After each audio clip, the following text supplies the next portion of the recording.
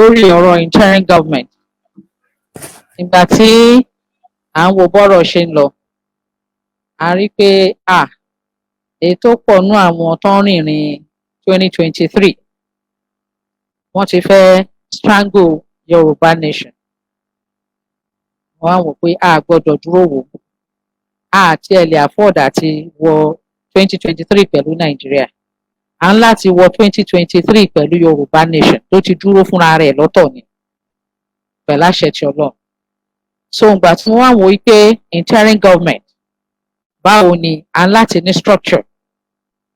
Ó dẹ̀ ti ń pariwo structure ti pẹ́ even kí n tó gbójú síta behind the scene but kò sẹ́ni tó gbọ́. Ìgbà tó wá di pé a fẹ́ bẹ̀rẹ̀ sí gbé ìgbésẹ̀ tí mo dẹ̀ mọ ibi tí ọ̀rọ̀ ń lọ pẹ̀lú blueprint náà fún mi. Wọ́n á wò pé I need the structure. Gbogbo àwọn èèyàn tí bá ti fẹ́ sọ pé ókè lè ń jẹ ìjàngbara bóyá a lè ṣe nǹkan kan ipò kan àbí ipò méjì. A máa rí pé èèyàn yẹn jákulẹ̀ ni. Èèyàn náà dẹ̀ máa ṣe àṣemáṣe níwájú gbogbo ọmọ Yorùbá ni omi ò fẹ́ dárúkọ wọn ni o. Oríṣiríṣi orúkọ tá a ti gbé. Ìgbà tó tún yá èmi àti olóyè a bá tún gbé ìgbésẹ̀ kan. Ìgbésẹ̀ tá a tún gbé yẹn wípé bóyá a máa rí èèyàn láti ibẹ̀.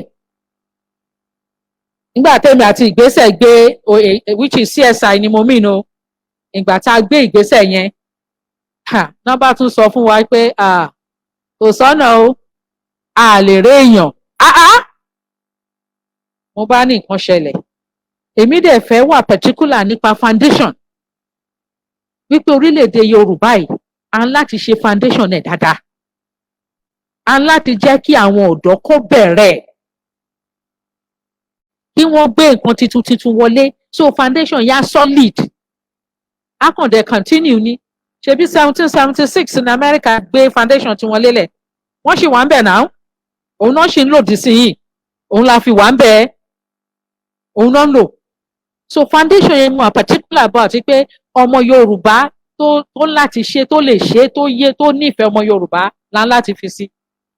Gbà tèmi àti CSI bá tún gbégbèsè àbá tún réèyàn mo ní wàhálà wà o. A lè ṣe declaration without àwọn tó máa ṣe ìjọba. Mo bá gbé síwájú Ọlọ́run pé wọ Ọlọ́run ṣàánú mi lórí ọ̀rọ̀ yìí. A gbọ́dọ̀ ṣe gbogbo wàhálà tán kó wá jẹ́ pé àwọn tí ò yẹ tí ò tọ́ ló máa wá gbà á náà máa láwọn fẹ́ ṣe ìjọba yẹn àbáwọn fẹ́ lé foundation ẹ̀. Àwọn ọ̀dọ́ yìí ló wù mí ìwọ Ọlọ́run. Báwo mo ṣe máa ṣe kínní a máa rí àwọn èèyàn gbogbo èèyàn tá a máa rí ló ń jákulẹ̀. Ó yá bẹ̀ Ọlọ́run dáadáa. Ṣé láwọn tó wà ní interim government yìí mi ò mọ orúkọ wọn mi ò mọ̀ wọ́n rí mi ò rí wọn rí mi ò mọ̀ wọ́n rí. Ṣùgbọ́n Ọlọ́run sọ fún mi pé lọ báyìí lọ béèyàn báyìí lọ béèyàn báyìí. Ẹ máa rí gbogbo ọmọ Yorùbá máa rí nǹkan tí mo sọ yìí. Ó kù díẹ̀. Ìdí tá a ṣe gbé síta ní pé ìgbà tá a ṣe declaration ariwo yẹn wá pọ̀ bẹ́ẹ̀ ni pé kò tẹ́ ọmọ Yorùbá lọ́rùn. Nǹkan tí mo ṣe wá lè ní ni láti béèrè pé ṣé ó tẹ́ wọn lọ́rùn àbí ò tẹ́ wọn lọ́rùn. Because tí ò bá tẹ́ wọn lọ́rùn a lè continue but tó bá tẹ́ ọmọ Yorùbá lọ́rùn then a lè complete process. A reclaim àgbé ìjọba Yorùbá síbẹ̀. Àgbáyé ń retí ẹ̀. Wọ́n ń retí ìjọba yẹn. A dẹ̀ sọ fún ọ pé ó ti wà ńlẹ̀ ó ti wà ńlẹ̀ lóòótọ́.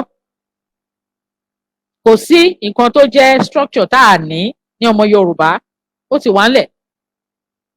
Gbogbo service chiefs aláti ní gbogbo immigration everything custom gbogbo ẹ̀ tọ́mọ Yorùbá ò tiẹ̀ jẹ́ kò yẹn rí fúnra wọn àìmọye kò tí wọ́n fọmọ Yorùbá rí. Ọmọ Yorùbá tí ń ṣe fún ìran Yorùbá ń sìn oríṣiríṣi la ti ṣe sílẹ̀. Èmi ò ever dàníyàn yìí pé mi ò ní ṣe àṣeyọrí iṣẹ́ torí mi ò ṣe rí. Ọlọ́run máa ń ṣe àtìlẹ́yìn fún mi mo máa ń ṣe àṣeyọrí iṣẹ́ bọ̀ mo ń láti gba àṣẹ lọ́wọ́ ọmọ Yorùbá lẹ́yìn gbogbo ariwo tó ń pa torí iṣẹ́ declaration kò ń ṣe iṣẹ́ kékeré. Ewu pọ̀ ń bẹ gan o. Ẹni tí ò bá yé ni òye but àwọn tó yé ó yé wọn. But mo wò pé fún àwọn èèyàn mi mo láti ṣe nǹkan yìí mo láti gbé ìgbésẹ̀ yìí bọ́lọ́run ṣe rán mi nìyẹn. Ọ̀nà tọ́lọ́run dẹ̀ wá gbégbà ó wá jẹ́ ọ̀nà tọ́lọ́run wá fi ṣe ìrọ̀rùn ní gidi tọ́lọ́run dẹ̀ fi ṣe àpọ́nlé ọmọ Yorùbá tí mo fi rí àánú gbà ní gbogbo ibi tó yẹ kí n rí àpọ́nlé yẹn. Mo dúpẹ́ lọ́wọ́ Ọlọ́run fún yẹn. Mi ò dáníyàn pé mo fẹ́ dúró, but nǹkan tó wà ń bẹ̀ ni pé mi ò lè continue láti parí ẹ̀ láì gba authorization lọ́wọ́ ọmọ Yorùbá pé àwa la rán ẹ o, èyí tó ṣe yẹn ó dùn mọ́ àwọn inú táwọn lọ́rùn, máa ṣe àyọrí ètò kù. Ìyẹn ni mo ṣe sọ pé kí n gba authorization lọ́wọ́ yín, mo dẹ̀ ti gbà á. So ẹ jẹ́ ká continue, ẹ má worry. Mi ò ever dáníyàn rí pé mi ò ní ṣe àṣeyọrí iṣẹ́, mi ò dúró. Gbogbo bí wọ́n ṣe ń ṣe tán sọ̀rọ̀ mi ò wò wọ́n. Even àwọn sisters mi tán bá ń bínú tí wọ́n jẹun, èmi máa ń rẹ́rìn ni. Tí n bá ń gbọ́ gbogbo ìbú yẹn mo máa ń rẹ́rìn ni. Àwọn tún máa sọ pé ńṣe ni mò ń rẹ́rìn, máa ní ẹ̀rín ni, kò dùn mí. Ìkan tó kàn wá ń bẹ̀ ni pé ṣé mo jẹ̀bi, torí mi ò mọ̀ wọ́n rí, àwọn tó ń sọ̀rọ̀ mi ò ṣẹ̀ wọ́n. So ṣé mo wá jẹ̀bi láti sọ pé mo láti dìde fúnra mi. So mo dẹ̀ ń láti gba àṣẹ yẹn lọ́wọ́ ọmọ Yorùbá tọ́lọ́run rán mi sí direct wípé òkè ó tẹ́ àwọn lọ́rùn o, èyí tó ti gbé ìgbésẹ̀ tó gbé yìí o, wá parí iṣẹ́ tó dásọ̀ kan tí mo kàn fẹ́ nìyẹn. Mo dẹ̀ ti gbọ́, ó ti wà òkè. Mo dúpẹ́ ṣé púpọ̀. Ṣé rí nǹkan kan wà tó jẹ́ pé bí mo ṣe ń sọ foundation fáwọn ọmọ Yorùbá ó ṣe pàtàkì.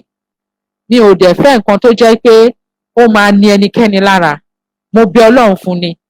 Mo bí Ọlọ́run pé ó wù mí pé ìrọ̀rùn ṣáá ní gbogbo nǹkan máa jẹ́ fọmọ Yorùbá, tínú wa máa dùn, tàdé máa yin Ọlọ́run lógo.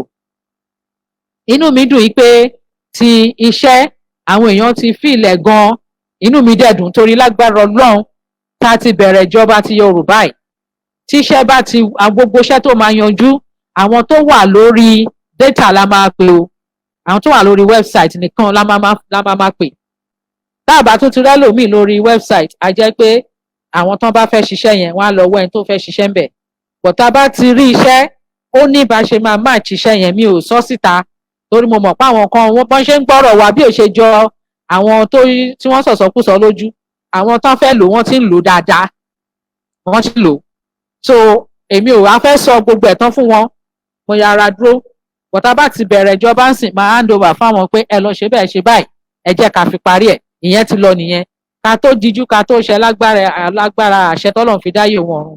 Iṣẹ́ máa wà dáadáa fáwọn ọmọ Yorùbá lágbára Ọlọ́run. Ìyẹn ń lọ débi pé wọ́n ti ṣiṣẹ́ lórí ẹ̀ débi pé láìpẹ́ àwọn ọmọ Yorùbá tán ti ṣe application sórí ẹ̀, wọ́n máa gba code tó jẹ́ pé wọ́n á máa fi mọ update lórí gbogbo nǹkan tó ń lọ.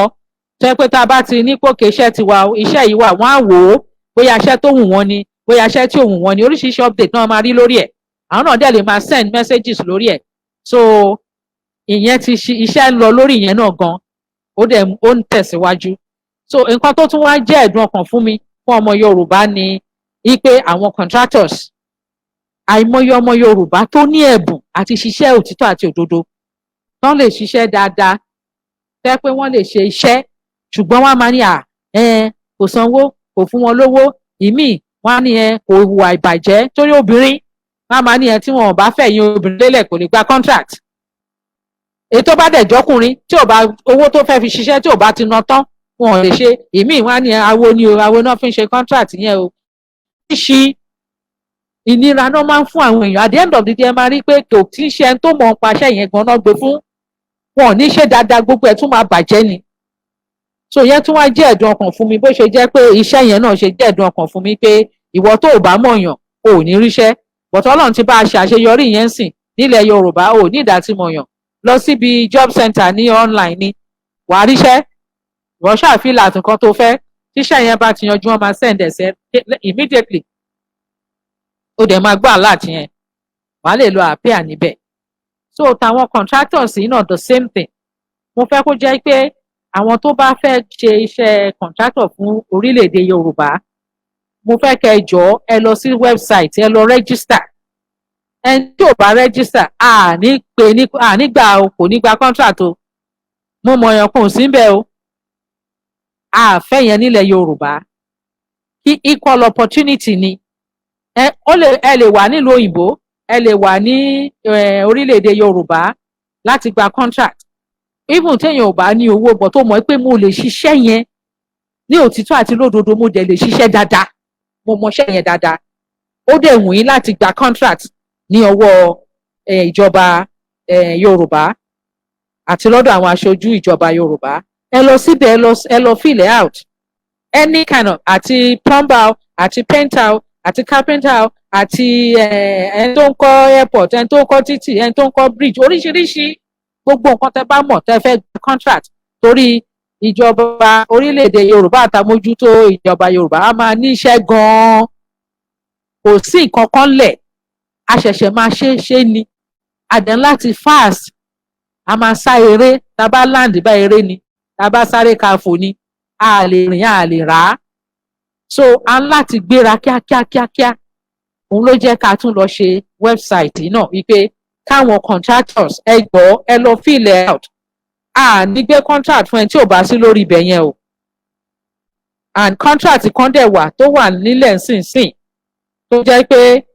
nọ́mbà tí announce ìjọba in time ó ń láti activate immediately, òun náà ni contract àwọn tó máa rán aṣọ àwọn ológun wa,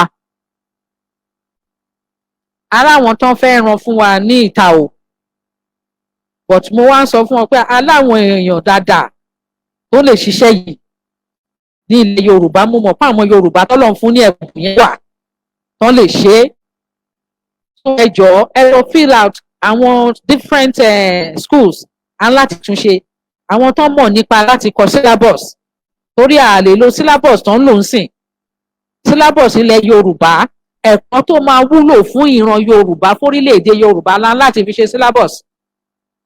Kí ni resources ta ní, báwo la ṣe máa dámọ̀, kí la lè fi ṣe, kí ló lè jẹ́, oríṣiríṣi nǹkan, báwo la ṣe lè clean environment wa, báwo la ṣe lè ní clean air, báwo la ṣe lè gbégbé ayé tó dáa, báwo la ṣe lè ọwọ́ nǹkan ẹ̀kọ́ tó máa wúlò tó tún jọ mọ́ heritage wa, tó jọ mọ́ culture wa, òun ni kan bá wa fi ṣe syllabus. Already nsìn àwọn tó ń translate Yorùbá àti iPad tó máa fi máa lọ sí school, a ní kan dúró, ìdí tá a ṣe ní kan dúró ni pé a fẹ́ kí àwọn tó gbóná dáadáa nínú bọ́n ṣe máa ń kọ syllabus, a fẹ́ kọ́ wọn kọ syllabus Yorùbá fún wa, a fẹ́ lo èyí tí ó wà nílẹ̀ nsìn, èyí tí àwọn ọmọ tí ń lọ sí school nsìn òun là ń translate, but a wá realize pé kò ń ṣe ẹ̀kọ́ tó dáa, mo sorry láti sọ bẹ́ẹ̀, kò ń ṣe ẹ̀kọ́ tó máa make wọn marketable, tó máa make wọn ní leaders, kò ń ṣe ẹ̀kọ́ tó máa make àwọn ọmọ wa ní leaders, tó máa make wọn rorí àti láti ṣe ìgbéga orílẹ̀-èdè wọn, ní mo bí ṣe máa sọ, àwọn ẹ̀kọ́ tó jẹ́ pé ó máa wúlò gidi fún orílẹ̀-èdè wa, fún ìgbésí ayé àwọn ọmọ wa, tóògùn wọn máa bújọ tí gbogbo ayé máa rí, tán máa gbọ́, tán máa mọ̀. So syllabus yẹn la fẹ́, tó dẹ̀ jẹ́ pé with that syllabus wọ́n máa maximize technology. So àwọn tán bá tún gùn nínú yẹn, àti rí àwọn kan tán dẹ̀ gbóná dáadáa nínú Yorùbá tán lè kọ́ tó máa jágéré, ẹ jọ̀ọ́ ẹ bá wa fill out forms, àti ti iṣẹ́ ni o àti ti contract ni o, ẹ jọ̀ọ́ ẹ bá wa ṣe. So ti contract yẹn a ti gbé síta, website yẹn ti wà ń bẹ̀, so gbogbo iṣẹ́ tẹ́ bá wù yín láti ṣe, bóyá ẹ fẹ́ kọ́ school ni o, ẹ máa kọ́ hospital ni o, ẹ máa kọjà ni o, ẹ fẹ́ ṣe títì ni o, ẹ fẹ́ ṣe omi o, ẹ fẹ́ ṣe náà ni, gbogbo oríṣiríṣi nǹkan contract ẹ bá fẹ́, ẹ jọ̀ọ́ ẹ lọ sí site yẹn, torí each time tí iṣẹ́ bá ti yọjú, àwa kàn máa lọ, àwọn tó máa ṣe ìjọba ilẹ̀ Yorùbá, àwọn amójútó àti láti interim yìí lọ, wọ́n á kàn lọ sórí site yẹn ni, wọ́n á kàn lọ wo àwọn tó ti register, wọ́n á dẹ̀ pè wọ́n, àkọ́kọ́ wọn láti jẹ́ ọmọ Yorùbá o, ọmọ Yorùbá ló lè filẹ̀ o, a gbé contract fún ẹni tí ò ń ṣe ọmọ Yorùbá o, ìdí ni pé ó máa ká lára láti ṣe nǹkan tó dáa fún ìran ẹ̀, fún orílẹ̀-èdè ẹ̀, but ẹni tí ò bá ń ṣe Yorùbá, tá a bá gbé contract fún ọgọ́ta nìna, tó bá ti ṣe ó ń lọ́n ti ẹ̀ nìyẹn, kò ní attachment sí nǹkan tó ṣe. So nítorí náà ẹ jọ̀ọ́ ẹ lọ bá fill out site àwọn tó bá fẹ́ ṣe contract ni o, wọ́n fẹ́ gba iṣẹ́ àgbàṣe, contractors àgbàṣe, wọ́n fẹ́ ṣiṣẹ́ contract, ẹ lọ bá filẹ̀, kò bá jẹ́ ọ̀dọ́, kò bá jẹ́ arúgbó, kò bá jẹ́ ìlú òkè, ìlú òyìnbó tàwa ilẹ̀ wa, bá jẹ́ Yorùbá wa yìí náà ní orílẹ̀-èdè Yorùbá wa yìí, gbogbo ibi tẹ́ bá wà ẹ lọ fill it out. Any kind of contract, kò bá jẹ́ electrician ni o, plumber ni o, anybody ẹ lọ fill it out. Ẹni tí ò bá fill it out ní fún níṣẹ́ o. Mo mọ èèyàn kankan ò sí ń bẹ̀ o. Ẹni tá a bá rórúkọ ẹ̀ ní gbéṣẹ́ fún. So that way the right people la máa gbéṣẹ́ fún ní Yorùbá nation máa gbéṣẹ́ fún, tán máa ṣe, tán dẹ̀ máa guarantee ẹ̀. Kò sí pé bóyá nítorí ẹ̀ rí owó ẹ̀ lè ṣe contract, no. Expertise yín la need, experience yín la need. Ṣé ẹ lè ṣe? Èwo lágbára yín ká? Tẹ́ bá dé tẹ́ bá lẹ̀ lówó, arrangement ti wà láti gbé owó fún àwọn contractors. Arrangement ti wà láti fún àwọn tán máa ṣe òwò tí àwọn àjèjì ń ṣe ń sìn, tán fi pé àwọn nìkan làwọn lè ṣe. Arrangement owó wà fún àwọn tán lè ṣe, tán ní ẹ̀bùn ẹ̀, bọ̀ tí wọn ò ní owó. Bọ̀dé tó bá ní owó kó fowó ẹ̀ ṣe. Ẹni tó bá lówó kó fowó ẹ̀ ṣe. Ẹni tí ò bá ní owó kó má jẹ́ kí owó kó dènà ògo òun, kó má jẹ́ kí owó kó dènà oore tọ́lọ́run fẹ́ ṣe fóun. Mo lè ṣe kinní ìbọ̀ tó wò sí lọ́wọ́ mi kò sí ìjàyà, agbára Ọlọ́run ká. So gbogbo ọ̀nà opportunities tí orílẹ̀-èdè máa gbé kalẹ̀ láti mú nǹkan rọ̀ fún àwọn èèyàn orílẹ̀-èdè. So nítorí ẹ̀ mo ṣe ń pariwo pé youth ni, torí youth ló máa understand ibi táyé wà ń sìn, ibi tó ń lọ in terms of ọ̀làjú, in terms of technology, in terms of civilization. Wọ́n dẹ̀ máa tún realize pé ìran làwọn, àṣà ìṣe àwọn ò gbọdọ̀ parun, heritage àwọn ò gbọdọ̀ parun. So nǹkan tó wà ń bẹ̀ nìyẹn. So website yẹn orúkọ ẹ̀ ń jẹ́ agbaiṣẹ́ṣeilẹ̀yorùbá.com, agbaiṣẹ́ṣeilẹ̀yorùbá.com, agbaiṣẹ́ AGBAISE SE ẹ jẹ́ bá wa kọ síta. ILE yorùbá.com, agbaiṣẹ́ṣeilẹ̀yorùbá.com, agbaiṣẹ́ṣeilẹ̀yorùbá.com. ẹ jọ̀ọ́ ẹ̀yin tó bá wù ní o, tẹ́ mọ̀ pé ẹ lè deliver fún ọmọ Yorùbá dáadáa, tẹ́dẹ̀ máa guarantee iṣẹ́ yín, insurance máa wà lórí ẹ̀. Ẹ máa fún wa ní insurance at least 1 year. Bí iṣẹ́ yẹn bá ṣe rí la ṣe máa gba insurance lọ́wọ́ yín. So ẹ lọ bá wa fill out tẹ́ bá fẹ́ gba iṣẹ́ ni o lọ́wọ́ Yorùbá.